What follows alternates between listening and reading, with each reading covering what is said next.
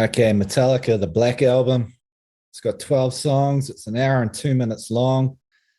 It's the fifth studio album by Metallica, released on August 12th, 91.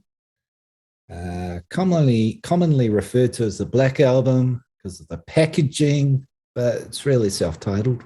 It's Metallica. Recorded at One-on-One Studios, Los Angeles, over an 8-month span. That frequently found Metallica at odds with their new producer, Bob Rock. Marked a significant change in the band's sound from thrash metal to a slower, heavier, more refined sound. They released 5 singles, Into Sandman, The Unforgiven, Nothing Else Matters, Wherever I May Roam, and Sad But True. Also Don't Tread on Me, but it didn't really chart that well.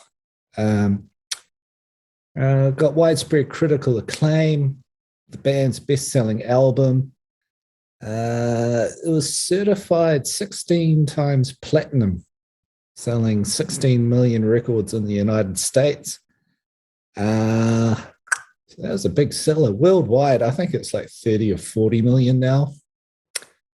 Well, it's number 235 on Rolling Stone's The 500 Greatest Albums of All Time. Metallica was impressed with Bob Rock's production work on Motley Crue's Dr. Feelgood, decided to hire him. At the time, Lars Ulrich said, "We feel we still had our best record in us, and Bob Rock could help us make it."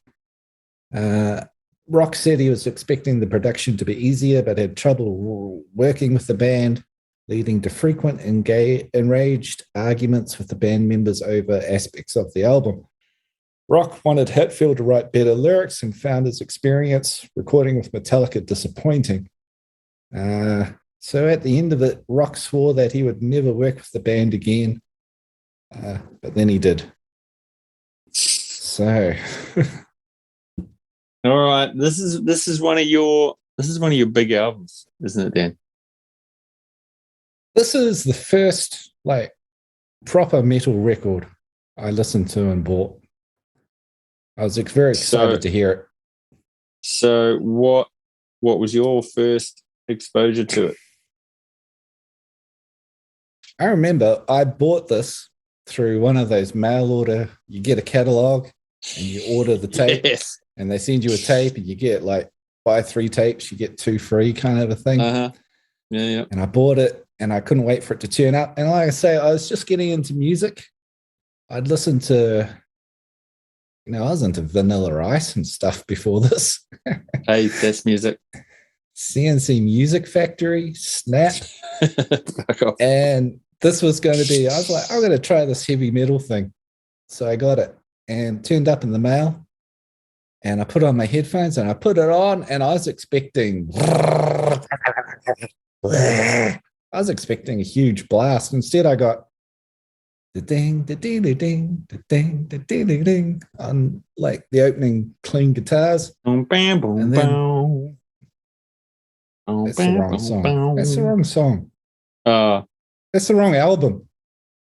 What? It's all the same. That's one.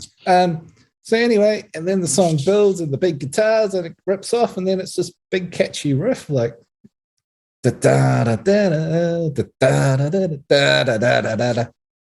I thought, wow, this is way more melodic than I thought heavy metal was going to be.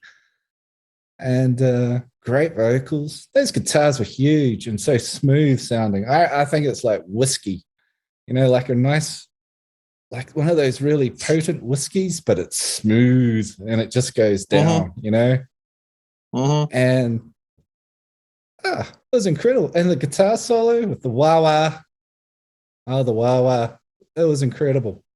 It was so cool. Very impressed. Yeah, that was my first impression. It was Into Sandman. Later on, I went into their earlier albums, and they were like way faster and a lot more ferocious sounding. This was my first. I think it's like a training wheels to get you into heavy metal, this album. That's kind of my impression. Sure. Sure. What are your thoughts, Brad? I remember seeing my first exposure to Metallica was seeing the Enter Sandman music video. Would have been on MTV or RTR Countdown or something, and it was like, correct me if I'm wrong, but like a big Mack truck like driving through the desert or something. Is that in that video?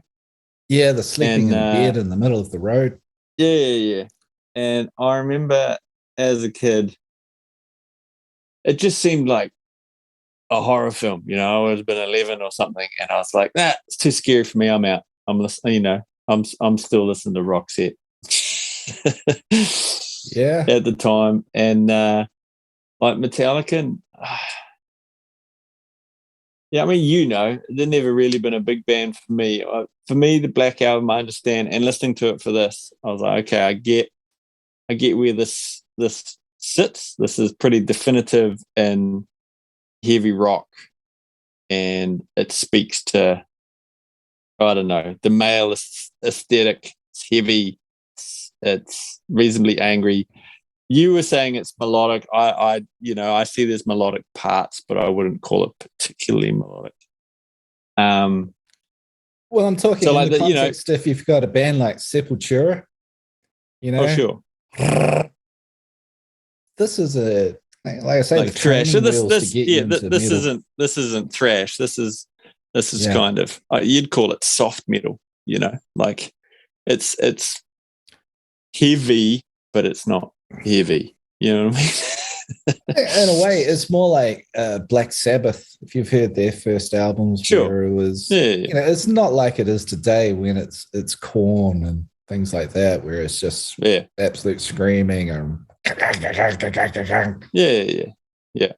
But you know, like I understand its place and where it fits in. You know, between there's all the hair metal and thrash of the the late 80s. And then this came in. You can tell they're more produced, they're more mainstream. Let's get a producer. Let's make bank. It's their Let's Make Bank album. It's got the 5 singles, right? Huge. Everybody knows Enter Sandman. I think what they did since it came out in 1991, it's been in the top 200 selling albums every year between then and now. Did you know that? Yeah, I imagine so. It's never dropped out of the top 200 selling albums in a year ever, which is madness, right? So it's part of culture now. But for me, not being a big listener of it, it's not an album that's ever been on high rotation. Going into it for this and having a listen, I get the singles. You see why they released them where it sits. But with today's eyes listening to it and where I stand, it's a hard listen, right? I get it, get where it fits. But for me to, I don't know, like even Enter Sandman, classic riff, classic song. But as soon as I hit the first chorus, I'm like, okay, I know this isn't taking me on a journey. I know where Enter Sandman's going. Unforgiven's probably, I think that's the best song on the album, right? Purely because it feels like a journey. It has a, I don't know, a better tone. It's quite cinematic. Whereas the rest, I think they just went for Western. Yeah. Like, which appeals. You know, I kind of dig that. It's got a kick-ass solo from Hammond, which I saw he struggled with when they recorded it, but it all came out okay. But yeah, it's just the tone of the whole album doesn't hit me in the feels. You know what I mean? Like it just, I don't know. How do I word it? Yeah, I don't know. You go. Well, the two interesting things to me is it the Sellout album, the 5th album, the Sellout album, where they started releasing 5 singles. They'd only released 1 before. Much more melodic. They cut it down. They wanted to get on the radio. Yeah. This kind of was the big push album, I imagine. Is it a Sellout album? Um, the other, is it the sellout album? But also the other thing I was thinking is this the best album if it's the biggest selling album? Those two big questions. Well, is it Metallica's best album? No. What's their best For album? me, that I couldn't really say. To me, like Kill 'Em All is their rough and raw album. It's a great listen. I love it, but they hadn't matured yet. And to me, Ride the Lightning, Master of Puppets, and Justice for All they were mature. They found themselves. And then Load and Reload get criticized. I think they got lots of really great songs on them. And possibly better songs than some of the songs on the Black Album here. And I think their two latest albums, Hardwired and Death Magnetic, are some of their best stuff they've done too. I really like them. Black Album, I do find there's some pretty uninspired stuff here. I think the Struggle Within, for me, you can just delete that one. The final song on the album, it can just go. Yeah. One thing that struck me on listening back to this as well is just for set listing, The God That Failed and Friend of Misery stuck right next to each other, and they're quite similar in feel and tone and pace. Feels a little heavy-ended at the end, putting them together. That's the whole album, I think. You want an album where I think classic albums, and this, regardless of my opinion of Metallica's Black Album, this is a classic album. Right? We know it. It's indisputable. But for a classic album, whether it's we did Weezer's Blue or any album that you class as a complete classic, you want to put it on at the start and you want to listen to it right to the end, and you want it to have at least a cohesive tone from start to finish, right? If it's an album, like you think of the White Album by the Beatles, that's all over the show tonally, right? It's a classic album, you want sort of set your tone and go for it. That's where I really struggled with the Black, because I felt, apart from, again, a couple of song sections are, again, the Unforgiven, the tone across the album is like Bob Rock went, this is the drum sound, this is the guitar sound, this is the bass sound, these are the EQ settings, this is what I'm putting on the desk. Right, just run that through for the album. Like it's just all, I find them all real samey, right from track one to the end, which is great if you love that. But I found it, I just found it tiring for my ears almost. Yeah. One thing like I say, this is a classic album. I hadn't listened to it a while. When I re-listened to it, I actually liked it so much more than I remember liking it. Oh, sweet. But I'm going to nitpick. Through the Never, hey, the opening we riff are judgmental. The opening riff of Through the Never sounds like a warm-up exercise. It's not music. Like it's it's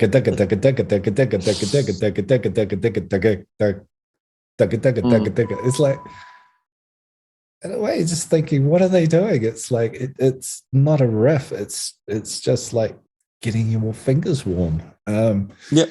As an opening to a song, it's not like Battery where it's da dun dun ra dun dun. It's got a theme. It's got a chord progression. It's got something to it. This is dugga dugga dugga dugga dugga, and they repeated it a bunch in the song. There's a few riffs that do get very, very similar in a couple of the songs. Not sure what that is. But then there's also just a lot of awesome stuff.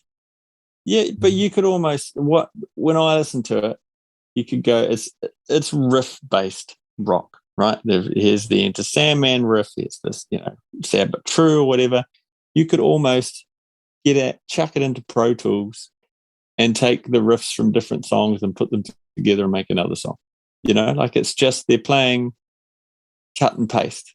rock, Well, riff rock. that's what they were doing though. They were making riff tapes and then just grabbing bits and stuffing it together and then filling it in the gaps later on, trying to make a song out of it.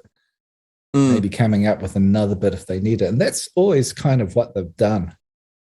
I guess that's Metallica. I mean, but the solos, even, Hammond is shredding, he's like a Satriani kid. But the same thing, you could take a solo out of one song and slap it in another and it would sound just fine.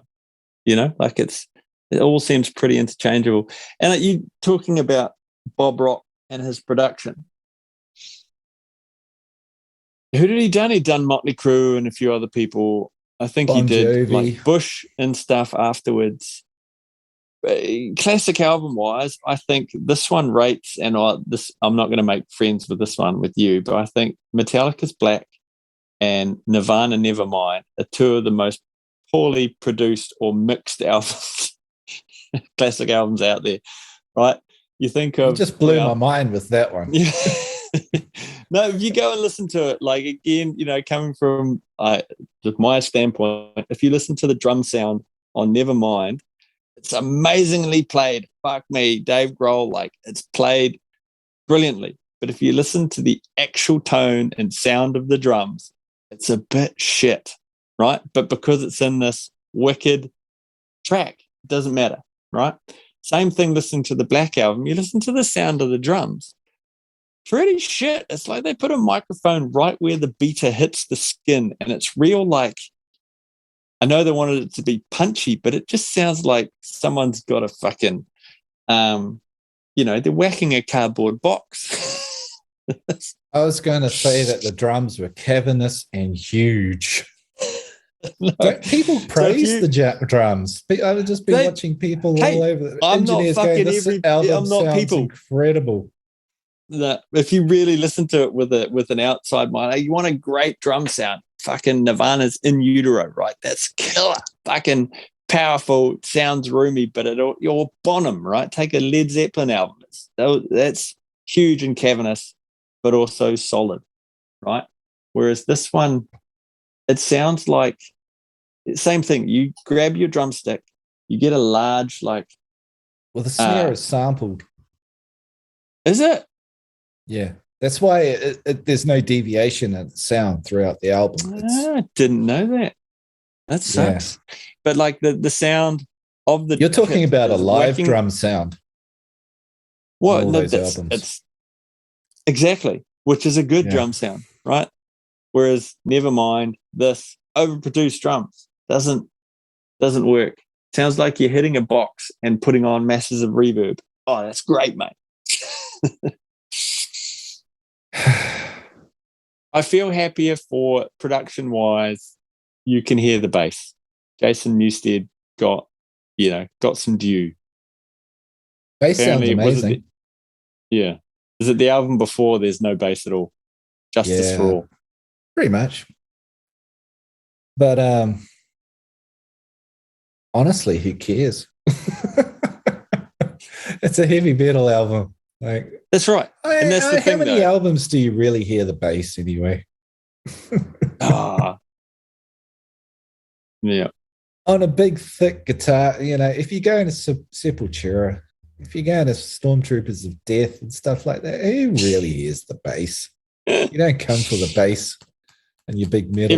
Everybody's listening on tinny earphones anyway now, right? They're not hearing it.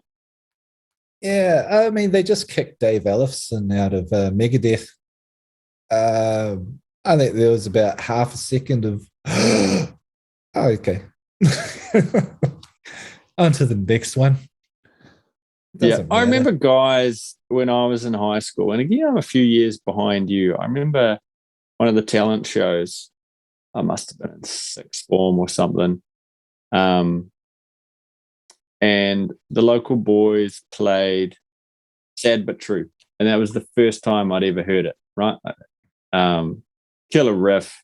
It's pretty solid. The song's epic. And I remember listening to it. I had no idea it was Metallica, right? It was these, 4 or 5 kids on a shitty stage at Te Puke High School belting out Sad But True. And I was like, fuck, That's a pretty mean song. I wonder who does that. And I didn't find out for years that it was Metallica. Is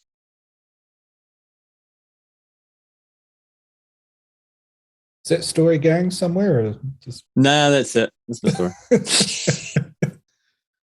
Inner Sandman, glorious. Yeah. I You did want the to talk about Wah-Wah test. Go ahead. Wah-Wah test. 12 songs on here. I got 1, 2, 3, 4, 5 songs with Wah-Wah on here. So the myth that Kirk Hammett Wah-Wah is on everything, no, less than half. Is of the 5 songs that have Wah-Wah, are they the 5 singles? Unforgiven does not have Wah-Wah. Oh, it would have been so much better if it did. Nothing Else Matters doesn't have Wah-Wah. I was going to say one of these songs, is it of the God That Failed? I just want to point out Kirk Hammett MVP. His solos on this album are incredible. He's just so good. Yes and no. Like I said before, I think his solos can be moved from any song to another. I completely disagree. He's just incredible. I forgot. There's one song where he uses a pedal and it sounds like a synthesizer, like it's trying to make it sound like a. My Friend in Misery. I got here, masterpiece. Verse guitar riff is incredible. Beautiful sounding bass, incredible line, weeping guitar solos with volume fades, incredible lead sound. No, it's like some kind of synthy thing. That's such a good song. So, yes. Right, I mean, I understand that the tone and the sound of Metallica, the rockness appealed to you, right? Were you sitting as a teenage boy in your room connecting with Hetfield's lyrics? As a teenage boy, I could not give a rat's ass about lyrics. It's the guitars, dude. It's the edit. It's what's that thing in singing? You don't have to know what you mean, just mean what you say. Sure. Attitude. Yeah. Yeah. I had no idea what Kurt Cobain was talking about. No, he was singing with marbles in his mouth. It's true. Oh, yeah, it's all attitude. Of Wolf and Man, that stuff can get pretty cheesy, but then at the end of the day, you're there for the big guitars and the awesome guitar solos and just the theatrics of it all. It is theatrical. I'll give you that. But there is some deeply personal stuff here, though, like The God That Failed and Holier Than Thou, because Hetfield had a very religious upbringing. Christian Science didn't go well. Was it the mother died of cancer? They wouldn't treat her because of it, all that. Yeah. That's deeply personal stuff. But at the end of the day, like, it's good to know, but I didn't really care. Yeah. Yeah, that's it. Like, it doesn't matter what he's singing about. He's just, Doesn't he, when he writes songs, he sort of scat sings, doesn't he? And then he just slaps words in over top of it.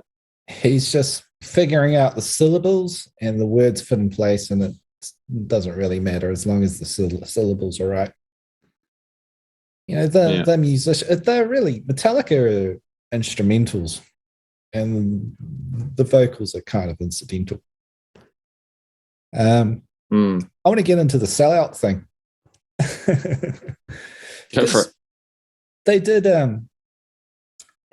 A lot of bands have done the album where they've just gone, okay, we're going to sell out. We're going to see how many records we can sell if we try. I remember Bruce Springsteen being very honest, where he said, born in the USA, they just copied the synth sounds from Michael Jackson and said, we're going for it, see how many records we can do. Yeah. Metallica has said when they did Injustice for All, they had a lot of 8-9 minute songs. They could only fit a few songs on a set list when they were playing live. They said people were getting bored. They wanted to cut it down. And they wanted Bob Rock to help them trim it down to this. And I think, like they say, they went as far as they could go with that overcomplicated mess. Like, Justice for All took complicated, but as far as they could possibly go with it, I think. But didn't they go back to that with like Death Magnetic? Isn't that sort of they're trying to get back to that style, or not really? Gone back to that, but at that point they wanted to trim it back a bit, which I can understand. They also did the big push with Nothing Else Matters, very different kind of a song for them. I think it's great. Played it every wedding since it's ever been released. It's got classical guitar. It's got like blues leads. It's got metal riffing. It's got the orchestra by Michael Kamen, and just an awesome solo from James. Had Metallica had any big like hit singles prior to this album? I know one was a hit, but was it like a smash hit? I think that album sold 10 million records or something disgusting like that. I mean, was that prior to Black coming out that it sold 10 million? Before that, it was all tape trading and word of mouth, and they just got onto bigger bills, and the word went around. The fourth album was the first time they did a video and a radio single. Was one, right? Yeah, and then the fifth album, it does seem like it was the big push, I would say. I don't find anything wrong with that. Is it the sellout, though? Is it the sellout? Are they like... I think the sellout was when they cut their hair for the following album, wasn't it? And they went grunge. I saw James Hetfield tell a story where he said after they did the video for one, but it's still a long song, even though they edited it down to 7 minutes. It's still basically a horror movie for the video, all black and white, and the song's not commercial at all. It's not like what you would think for a radio single one. And he said that they did that. He was walking down the street one day and a fan came up to him, spat right in James's face and said, "You sold out. I hate you." And James said something like, "Yeah, we sold out every seat," and walked off. I think it's at a point where you do realize you can't please anyone. You can't please everyone. Yeah. And they kind of just went, screw it. If we're going to be rock stars, let's just be rock stars and do it, Well, and I imagine they were older at that point as well. And, they wanted to do a love song. That's true. Did they change? He's an emotional human being. Record label? That's kind of the change, isn't it? You think if you're selling out, you're getting on, you've been on your indie label and then you're getting on, the major label for your big sellout radio single album.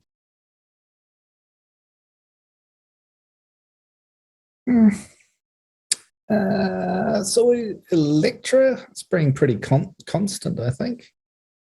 I don't think they've done any huge label hopping. All right. Elektra, is that who the Doors are on? I don't know. Possibly. Anyway.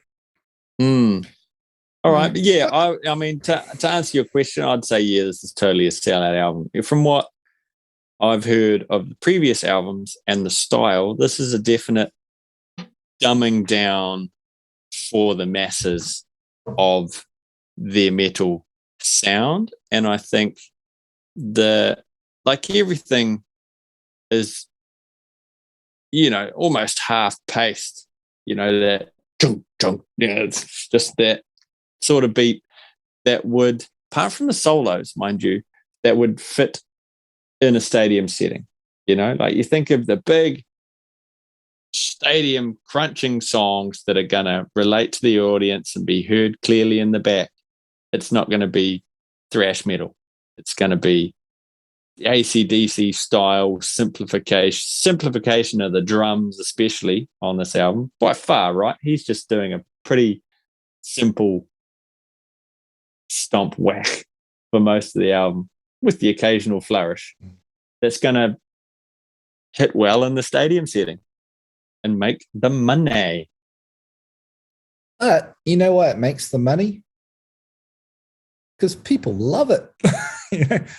That's the music people love. They kind of,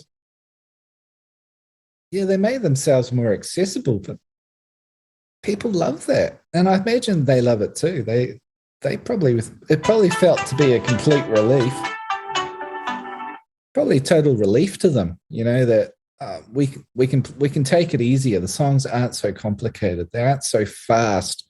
They're not such an effort to get through, and people are enjoying it because they said people's eyes were glazing over when they're doing the really long, complicated stuff. And there's songs that they wouldn't play because they were just too hard life. They're like, there was Dyer's Eve. It was just too fast. It drove them mental. Mm. Yeah, just it's like you can say they sold out, but then it's like, is there anything wrong with selling out? And possibly, you know, you're getting older. You're 10 years older than you began, and you're kind of like, I kind of want to do something different than. Are they're still in their 20s for Black, or are they cracked 30? Yeah, they were probably in the under 30, probably, yeah. Yeah, I see they're not too mature. All right, so skippability of the Black album for you. It surprised me. How many songs do you never skip? You know, because it's been around such a long time. There are the mainstays, Into Sandman, Sad But True. Nothing else matters. God, yeah. But listening back to it, giving it another chance, I really enjoyed it, and I just found Struggle Within's the only one I just can't do. And it's always been that way. I never got into that song. So on repeated listens, your finger is firmly off the skip button until track 12. Yeah. All right. See, and I guess that's what I was saying about how overall the tone of it, if you like that tone and the sound, you're in it. You know, nothing's going to throw you out, right? I'm in the zone. I was so much more in the zone than I remember being in the zone before, and just really enjoyed listening to it. Is that because you haven't listened to it in ages? Yeah. Like if it was on your regular rotation, how often would you get through Enter Sandman? Quite often. I stand by that song. Okay. See that song, I'll listen to it and I'm in it until the talky bit. Now I lay me down to sleep and I'm moving on. Love it. To me, Sad But True and Into Sandman, never really get sick of those. And wherever I may roam, I probably play that on acoustic guitar at least 4 days a week. What was the first Metallica song you learned to play? Into Sandman. This is the first easy guitar book I got, and I used to know all the riffs. Sweet. Love it. Can you play Nothing Else Matters in its entirety? Nah, I never really got into finger picking. I know the chordy things. Yeah. I know the basic chords, and I just sort of pick my way through it, you know. All right. So you're 11 out of 12. For me, being straightforward, this is not my bag. I would probably give it like Unforgiven, I dig. Sad But True, I dig. Enter Sandman, look, if I didn't know what was coming, you know, I'd get through it. But I think it's just been overplayed. Nothing Else Matters is rad. And that's probably it for me, man. Just those singles. Can you hate on an album for being too popular, though? What? I've played it so many times now. I'm sick of it. No, not I've played it. I've just heard it. You know, it's on. If you listen to the rock, Metallica gets played every fucking hour and a half. You know, like it's not like, you know, even I don't own the Black album. I up to this point had never played it on my Spotify, right? But I know Enter Sandman from front to back. Same with Unforgiven, Sad But True, because they're just on. They're part of secondhand the smoking universe. For you. It really is. Yep, absolutely. I know how to play a lot of the shit on guitar, but I wouldn't like, you know, if we go back to the day of going to a record store, I wouldn't be picking up the Black album. Well, 40 million other people picked it up. That's fine. Yeah. That's fine. Yeah. Oh, there you go. There you go. For me, out of 5 cats meows, I'm going to have to give it a pretty solid 4.5.8 cats meows. Woo. 1 from over here. All right. We've done it. Thanks for listening to Pointless and Confused. We believe there's a little thing where you can send a tip if you want. We have no idea how it works. We need cash. Yeah. For whores. And Vegemite. Yeah. And what Good day. No. Oh, I've got to tell them the other thing.